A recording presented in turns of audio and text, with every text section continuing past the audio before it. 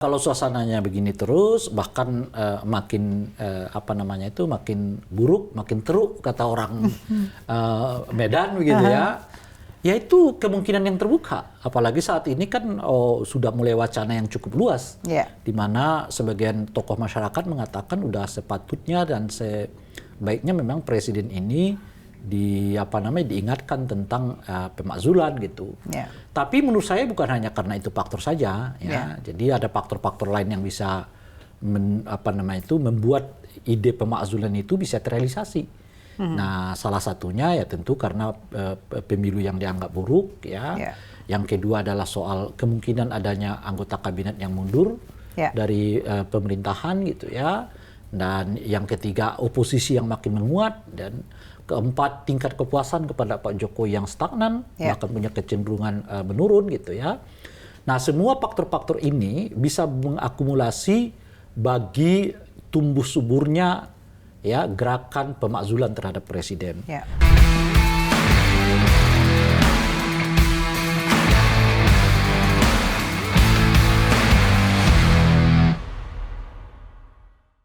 Ya, masih bersama kami di podcast Pinggir Jurang, yang nggak jatuh ya, di pinggir jurang soalnya. Kalau kita sungai yang berada. Dan masih bersama Bang Ray Rangkuti ini. Tadi juga kita udah ngobrol-ngobrol soal image, kemudian juga kita udah ngobrol-ngobrol soal makan siang yang bisa dibilang itu sebagai pembodohan dan lain-lain. Nah, sekarang ini survei kepuasan rakyat terhadap pemerintahan Jokowi ini, yang sudah tinggal hitungan bulan lagi begitu ya. Nah, ini menurun drastis. Kalau dari Bang Ray sendiri melihatnya kayak gimana sih? Ya, saya sih bisa memahami ya kalau ada stagnasi juga tingkat kepuasan kepada Pak Jokowi di survei yang lain stagnan. Tapi survei yang lain tuh turun gitu. Jadi secara umum kita mengatakan stagnan mengarah ke turun gitu loh kira-kira itu. Nah, faktor pertama tentu ekonomi. Ya, masyarakat mungkin makin merasa kesulitan dengan tingkat ekonomi, pekerjaan juga makin sulit. Saya kira kalau pekerjaan makin sulit itu sebenarnya mudah dilacak ya. Apalagi kalau kita di Jakarta ya, makin banyak orang yang buka warung pinggir jalan macam-macam. Makin banyak yang di PHK juga. Makin banyak di PHK itu menunjukkan pada kita kayaknya memang pekerjaan makin sulit didapatkan. Gitu. Maksudnya pekerjaan-pekerjaan yang bersifat formal ya, gitu. Maka mereka kerja yang sifat informal ya, buka warung, buka jajanan macam-macam dan seterusnya gitu. Kalau di Jakarta dan Jabodetabek lah menurut saya terasa banget itu.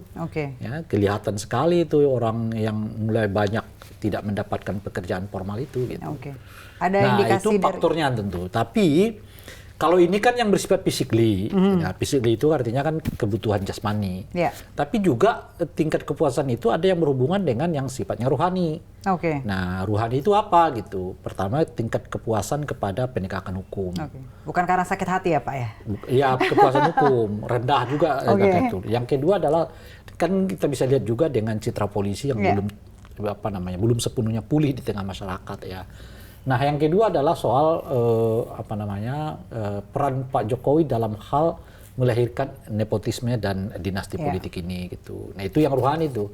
Jadi orang khususnya di kalangan masyarakat kelas menengah ke atas ya tentu tidak bisa serta-merta menerima bagaimana Pak Jokowi bukan hanya merestui tetapi juga terlibat dalam proses melestarikan dan bukan melestarikan sih, mempromosikan praktek politik dinasti itu. Dan alias nepotisme gitu ya. Padahal itu satu praktek yang memang dicegah dari awal oleh kita. Jangan sampai muncul gitu loh, yang dinasti dan nepotisme itu. Kenyataannya Pak Jokowi sendiri terlibat, bukan aktif sih ya, terlibat lah ya, di dalam hal mempromosikan praktek nepotisme dan dinasti politik ini. Nah, itu menurut saya di kalangan kelas menengah terdidik, ya itu jadi masalah. Dan itu yang mengakibatkan citra Pak Jokowi itu di mata masyarakat kita itu agak turun. Ya, dari aspek yang bersifat material, ekonomi, pekerjaan, dan dari aspek yang bersifat rohani yaitu soal pengelolaan terhadap demokrasi itu. Baik, berarti si barisan sakit hati ini termasuk yang nggak puas dengan hasil yang MK itu kan Pak ya? Iya. Ya nggak bisa disebut barisan sakit hati ya, kan menurut saya. Kenapa gitu? Ya karena saya misalnya kan nggak puas. Tapi kan bukan berarti saya sakit hati dengan Pak Jokowi gitu. Yang saya. Tapi kan itu kemudian menjadi pengaruh untuk surveinya beliau menjadi kayak ada noda. Nah, iya, justru kan? karena itu makanya cacat kan politik ya, cacat demokrasi, cacat demokrasi. Jadi orang udah bersusah-susah mengawal macam-macam demokrasi ini gitu ya. Tapi Pak Jokowi seperti tidak punya sense ya untuk bukan saja meningkatkan kualitasnya, setidaknya menahan jangan sampai kualitas demokrasi kita ini menurun gitu. Dengan beliau ikut serta mempromosikan dan bahkan terlibat di dalam praktek dinasti politik atau nepotisme ini, yaitu satu pukulan telak bagi mereka yang menggagas, memperjuangkan dan merawat ya demokrasi kita gitu. Ada statement sikap politik atau statement Pak Jokowi belakangan ini kan kemudian masih menjadi tanda tanya publik begitu kan Pak ya, terkait akan memilih kemana atau akan seperti apa gitu kan. Sikap politik dari Pak Presiden ini publik masih nunggu-nunggu nih kayak gimana nih akan kemana gitu. Kalau Pak Bang Ray sendiri melihatnya seperti apa? Kan saya mengatakan tadi itu ada kemacetan elektabilitas di 02. Nah yang bisa mengurai itu menurut saya adalah Pak Jokowi. Gitu. Jadi kalau Pak Jokowi tidak terlibat langsung untuk melakukan penguraian terhadap kemacetan ini, ya akan sulit menurut saya mendongkrak elektabilitasnya 02. Nah oleh karena itu saya menyarankan kepada Pak Jokowi. Pak Jokowi, ya kalau memang Anda menginginkan supaya 02 ini menang, apalagi dilakukan dengan satu putaran, ya menurut saya caranya sekarang tinggal satu. Bahwa beliau secara terbuka menyatakan dukungan kepada 02. Nah, dan bekerja untuk itu. Tapi kalau beliau bekerja untuk itu, harus cuti dulu sebagai presiden. Beliau harus jadi warga negara. Kalau enggak, besar dugaan saya ini akan 2 putaran. Dan di 2 putaran itu punya potensi 02 ini dapat dikalahkan. Karena 01 sama 03 udah mulai menyatu. Mereka sudah menemukan titik temu. Apa titik temu itu? Pak Jokowi. Pak Jokowi mereka anggap bagian dari yang tidak mau mempertahankan kualitas demokrasi yang merupakan ancaman bagi masa depan gitu. Nah oleh karena itu kalau misalnya di putaran kedua 1 atau 3 yang lolos, mereka menurut saya akan saling bantu-membantu. Disitulah kesulitan nanti 02 untuk dapat memenangkan Pilpres. Karena 01 ya membawa masalahnya ke 03 bukan ke 02. Dan begitu juga sebaliknya. Siapa di antara mereka aja yang akan lolos nanti di putaran kedua gitu. Nah ini menurut saya mungkin terbaca juga oleh pihaknya 02 dan Pak Jokowi. Sehingga kemarin muncullah keinginan untuk melakukan silaturahmi, buka kontak lah dengan pihak 03 dari 02 gitu ya. Nah, kenapa 02 mau membuka kontak itu? Ya jelas karena memang ada stagnasi atau kemacetan elektabilitas. Nah, yang kedua ya mereka khawatir kalau nanti 2 putaran gitu ya. Nah, sehingga ada swing yang cukup tinggi, nah mereka nggak kebagian. Atau sebaliknya mereka buka komunikasi dari sekarang. Kalaupun mereka nanti yang lolos berdua, ya ibaratnya nanti kompromi-kompromi lah gitu. Tapi saya hakul yakin 03 nggak akan bisa kompromi dengan 02, meskipun mereka bisa kompromi dengan 01. Dan itu hubungannya sudah di tepi jurang. Seperti di tepi jurang seperti begitu di jurang. Ya. Baik, ini juga ada isu terkait adanya bansos yang kemudian jadi alat kampanye Prabowo Gibran gitu loh. Nah, ini dari pihak dari Golkar sendiri bilang bahwa bansos ini dari Pak Jokowi gitu. Itu gimana tuh Pak tuh? Ya itu yang tidak etik gitu. Itu jelas bansos udah itu. Udah ugal-ugalan nih, satset ini udah. Bansos itu jelas adalah keputusan negara, bukan keputusan presiden. Makanya itu kan ditetapkan melalui undang-undang kan. Bukan ditetapkan melalui putusan presiden. Bukan ditetapkan melalui keputusan presiden, bukan melalui undang-undang. Jadi presiden itu hanyalah pelaksana yang merupakan keputusan seluruh rakyat Indonesia untuk menetapkan bansos. Jadi kalau ada yang menyebut bahwa bansos itu kebaikan presiden, bahwa bansos itu hanya berlaku di eranya Pak Jokowi, belum tentu berlaku di era sesudahnya, yaitu penjelasan yang keliru. Itu penjelasan yang membodoh-bodohi masyarakat namanya, demi keuntungan politik gitu. Jadi setiap presiden itu akan ada bansos sudah dengan sendirinya, karena kan konstitusi menyebut ya warga miskin, anak yatim ya dipelihara oleh negara. Dipelihara negara. Gitu dengan sendirinya. Bagaimana negara memeliharanya salah satunya adalah dengan memberikan bansos. Itu salah satu memelihara ya keluarga miskin, anak yatim dan sebagainya itu gitu. Nah, jadi kalau disebut bahwa bansos itu karena kebaikan presiden, bahwa bansos itu nggak berlanjut setelah kalau presidennya bukan Pak Jokowi misalnya atau yang didukung oleh Pak Jokowi, yaitu jelas penjelasan yang membodoh-bodohi masyarakat, keliru. Ya kan, itu karena itu kebijakan negara itu yang pertama.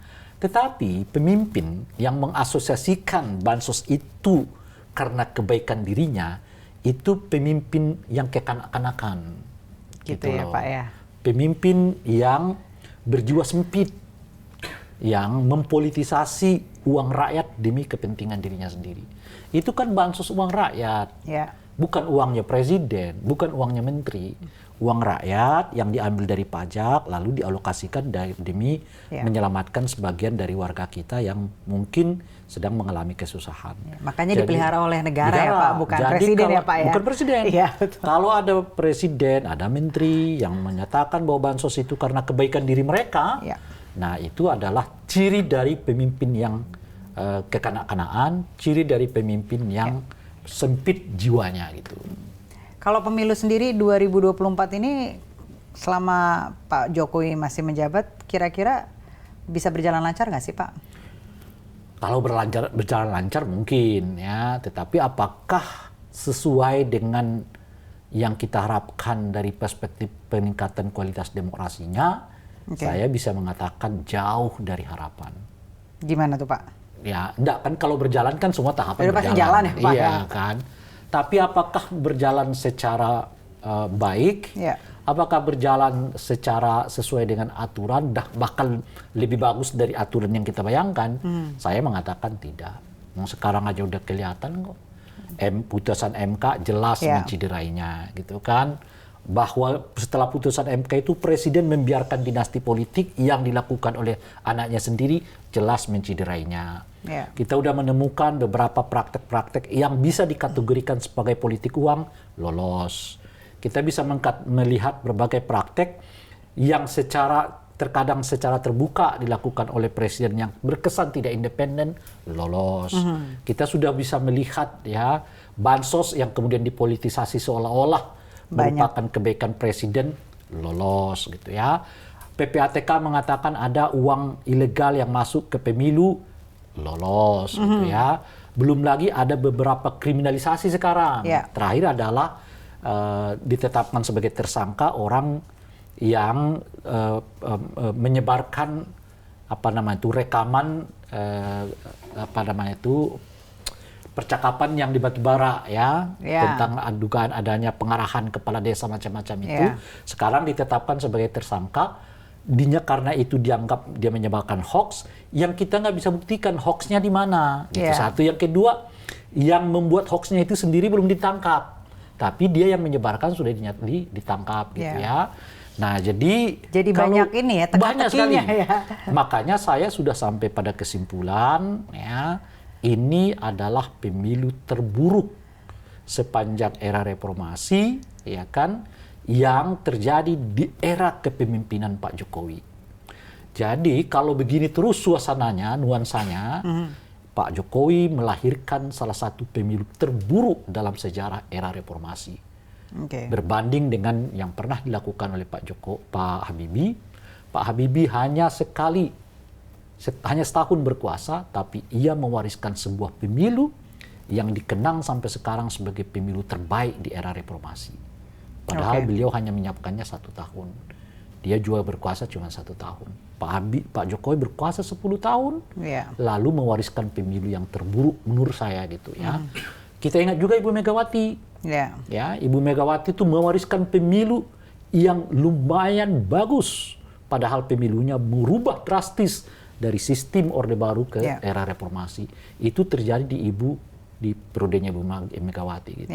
Sayang sekali presiden yang dipuja-puja oleh orang, yang disebut sebagai salah satu presiden terbaik di era reformasi ini, tapi di ujung kekuasaannya, salah satunya mewariskan pemilu yang buruk gitu. Ya tadi kan Bang Ray sempat menyebutkan ini adalah warisan pemilu yang cukup buruk ya. Ya, nah, terburuk gitu ya. Saya memperhalus saja sih sebenarnya. Bapak, ini kemungkinan ada pemakzulan untuk Pak Jokowi nggak sih? Ya kalau suasana ini kalau terus, gejolaknya seperti ini, iya begitu? Kalau suasananya begini terus, bahkan makin makin buruk, makin teruk kata orang Medan begitu ya. Ya itu kemungkinan yang terbuka. Apalagi saat ini kan sudah mulai wacana yang cukup luas, di mana sebagian tokoh masyarakat mengatakan udah sepatutnya dan sebaiknya memang presiden ini diingatkan tentang pemakzulan gitu.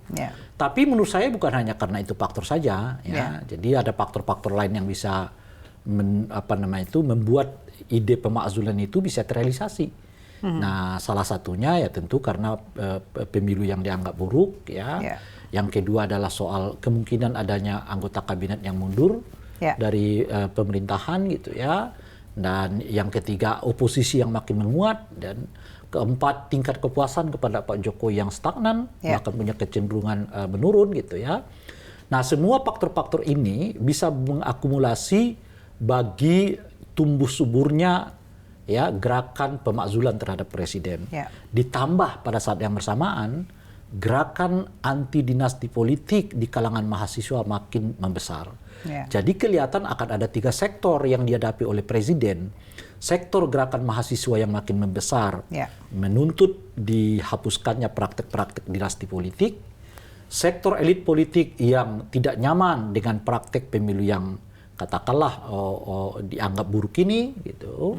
Dan sektor rakyat yang mulai tidak puas terhadap kinerja ekonomi, ya, yang di era terakhir dari Pak Jokowi ini. Jadi kalau 3 varian ini bertemu, ya ide pemakzulan itu sesuatu yang mungkin untuk terjadi. Mungkin terjadi. Kita tunggu aja berarti ke depannya pemilunya dengan gejolak seperti ini, publik akan siap-siap nih. Makanya kita ingatkan kepada Pak Presiden, kita kan sayang sama Pak Jokowi, ya kan? Meskipun tentu kita tidak setuju pada nepotisme politiknya, ya kan? Nah, kita ingatkan Pak Jokowi, kalau mau netral, perlihatkan benar-benar netral. Tapi kalau mau Anda terlibat cawe-cawe, ayo kita atur. Langsung sekalian. Iya, Anda nyatakan Anda mau terlibat cawe-cawe, lalu kita atur, kita wasi. Anda boleh cawe-cawe, nggak ada yang melarang. Tapi Anda harus tunduk pada aturan main, di mana setiap presiden dan jabatan pemerintah lainnya terlibat aktif di dalam pemilu, dia harus terlebih dahulu menyatakan mundur dari jabatannya. Gitu. Atau cuti, bukan mundur, cuti dari jabatannya gitu. Baik, Bang Ray, terima kasih nih waktunya sudah bergabung bersama kami di podcast Pinggir Jolang. Dan Sobat Yud, saya Ruth Maria Tiara pamit undur diri. Kiranya apa yang diperbincangkan bisa bermanfaat bagi Anda. Sampai jumpa.